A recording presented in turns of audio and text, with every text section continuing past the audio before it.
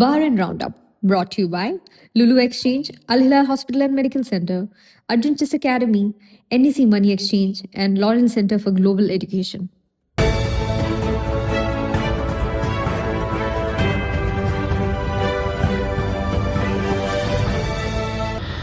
നമസ്കാരം. ഇന്ന് 2026 ജൂൺ 6 ശനിയാഴ്ച. ബഹ്റിൻ റൗണ്ടപ്പിലേക്ക് സ്വാഗതം.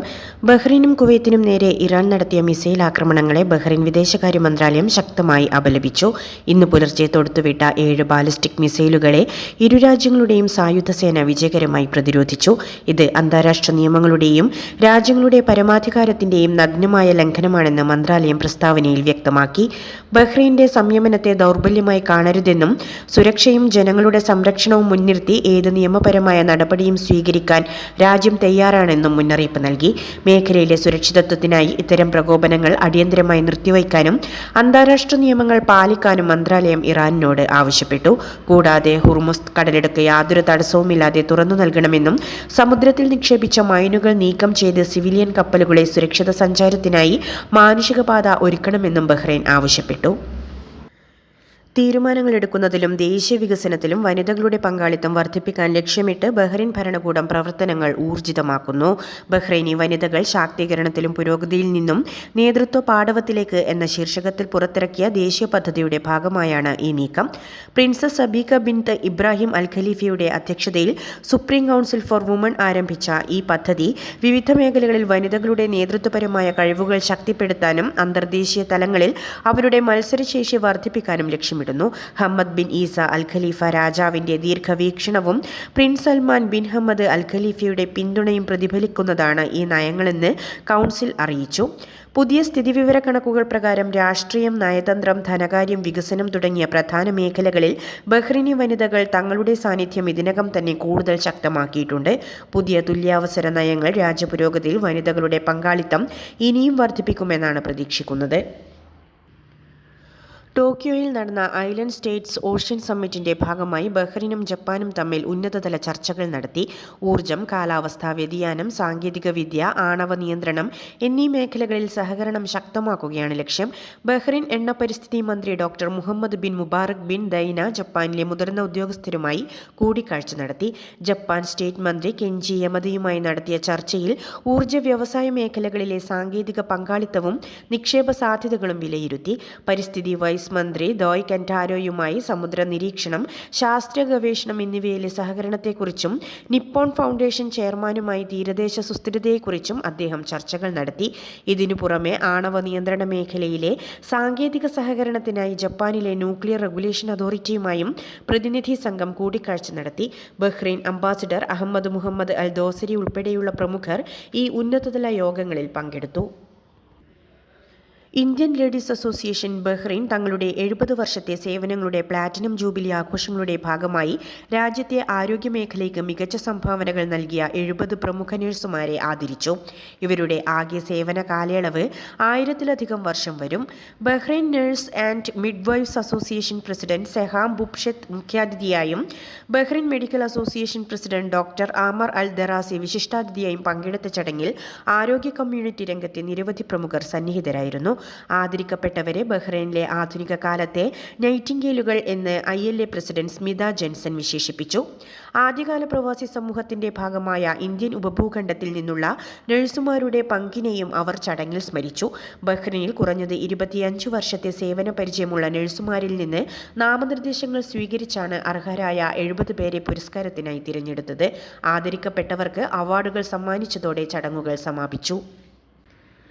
സൽമാനിയ മെഡിക്കൽ കോംപ്ലക്സുമായി സഹകരിച്ച് തട്ടായ് ഹിന്ദു കമ്മ്യൂണിറ്റി മനാമയിലെ ശ്രീനാഥ്ജി ശ്രീകൃഷ്ണ ക്ഷേത്രത്തിൽ രക്തദാന ക്യാമ്പ് സംഘടിപ്പിച്ചു.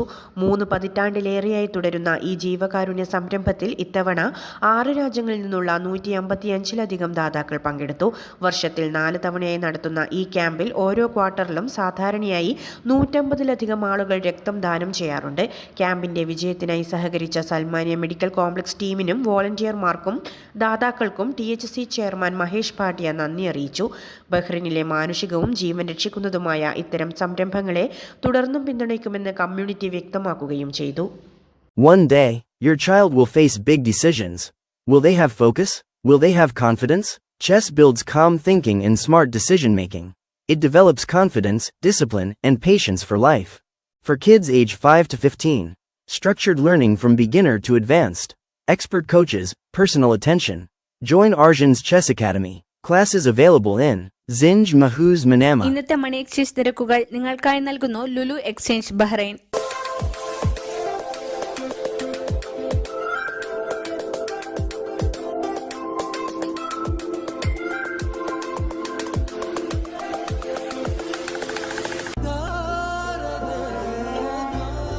വിഷമിക്കണ്ട, എല്ലാം ശരിയാവും. ലുലു മണി. ഇന്നത്തെ സ്വർണ്ണ നിരക്ക്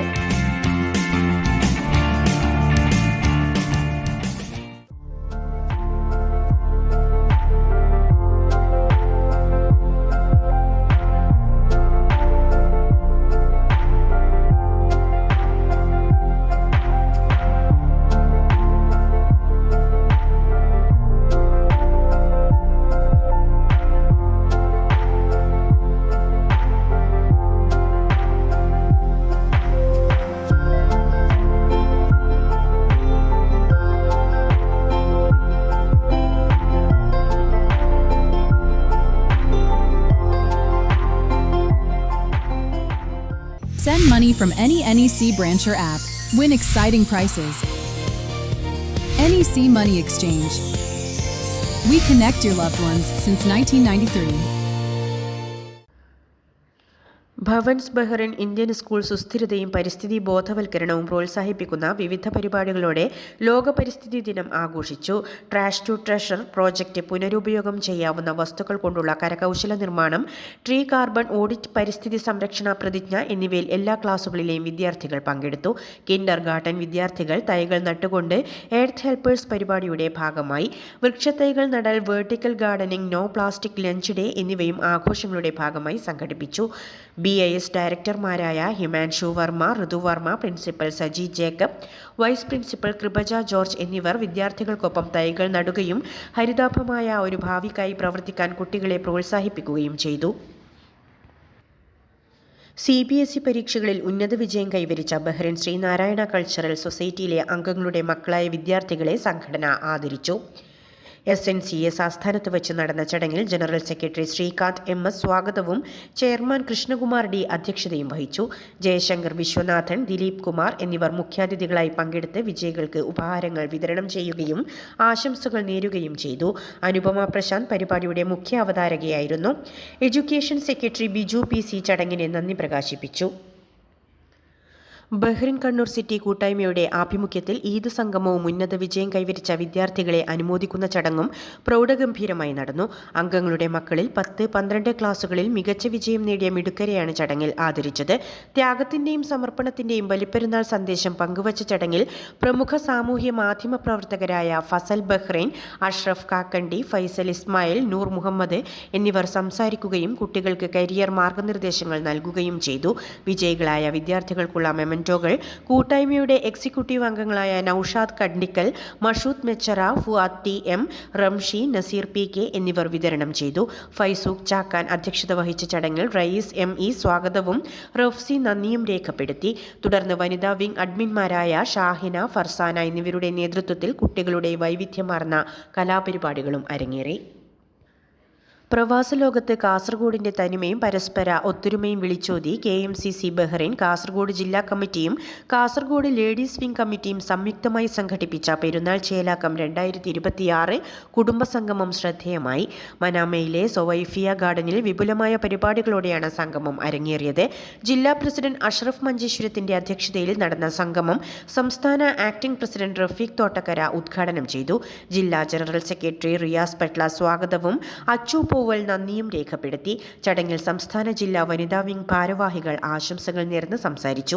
കാസർഗോഡ് ജില്ലക്കാരായ 100 കണക്കിന് കുടുംബങ്ങളും സാമൂഹിക സാംസ്കാരിക രംഗത്തെ പ്രമുഖരും പങ്കെടുത്ത സംഗമത്തിൽ കുട്ടികൾക്കും മുതിർന്നവർക്കുമായി വൈവിധ്യമാർന്ന കലാകായിക മത്സരങ്ങളും സാംസ്കാരിക പരിപാടികളും അരങ്ങേറി.